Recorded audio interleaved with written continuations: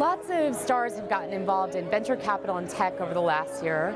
Sarah, what inspired you to go the entrepreneurship route?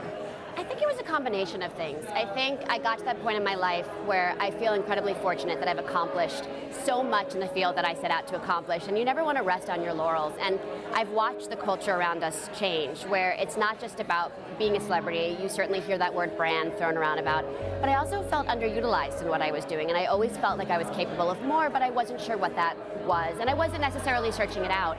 And after the birth of my first child and my second child, I was that cliche where all of my priorities changed and what I was looking for changed. I didn't want to go to far-flung locations. I wanted to have a home base. I wanted to show my kids that I could produce something tangible. And when my business partner Galit and I came up with the idea, just the concept of showing our daughters what women can accomplish with an idea, I think for us was a big motivator.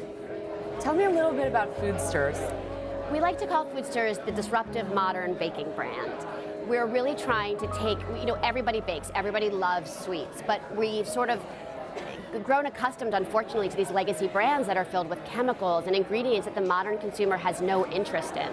So we said, why hasn't someone modernized this and really, sought out the best ingredients and done it naturally and dye-free? And it's a big category. It's a $5 billion category that's just sleepy and laying there. And we spent 2.5 years really researching ingredients and what we could find, whether it was, biodynamic sugar and the best heirloom flour we could find, and where the natural dyes were located.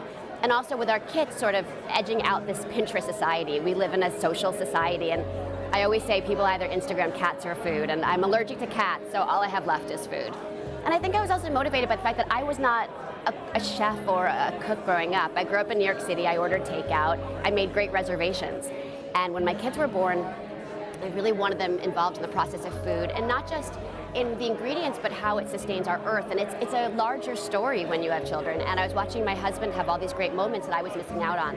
And so I started to learn with them. How do you guys develop your recipes? It's a combination. It's a lot of trial and error.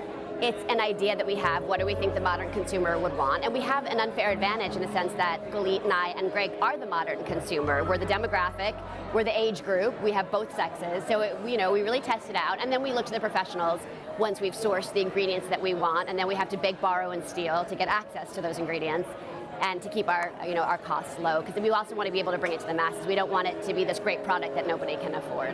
Tell me a little bit about the transition from acting to entrepreneurship. Has that been challenging? It's been incredibly difficult. I think there's a novelty, and let's see Buffy bake. I think people see funny headlines and they think, oh great, she's either a spokesperson or this is going to be a good laugh, a good story we can tell it at drinks on Friday night. But all you have to do is get in a room, and then I can prove, and we can prove concept, we can prove the research, and we have the product to go along with it. But it definitely, for people that think it's easier, maybe it is easier to get in the door, but you have to have the concept proof to back it up. Tell me a little bit about how you're leveraging what you've learned as an actor in the business now. Well, I think a lot of it's about authenticity. I think that the modern consumer wants access to the brands. It's not about these big corporations with nameless figures. They want to know and be part of the family. They want it to be, a forum. And I think that has been a great advantage in the fact that I've always tried to keep my own personal brand authentic, and I have a voice that people can relate to and they understand, when I'm saying something. And I think that's how you use it. The modern consumer wants access. What are the plans you have and the hopes you have for the company in 2017? Well, in 2017, I think it's about doors. It's about retail distribution. We've just started. We had a great holiday season where Whole Foods Northeast and Southern California, Gelson's and Whole Foods, which are two of the biggest markets that we could ask for. So, we like to start big.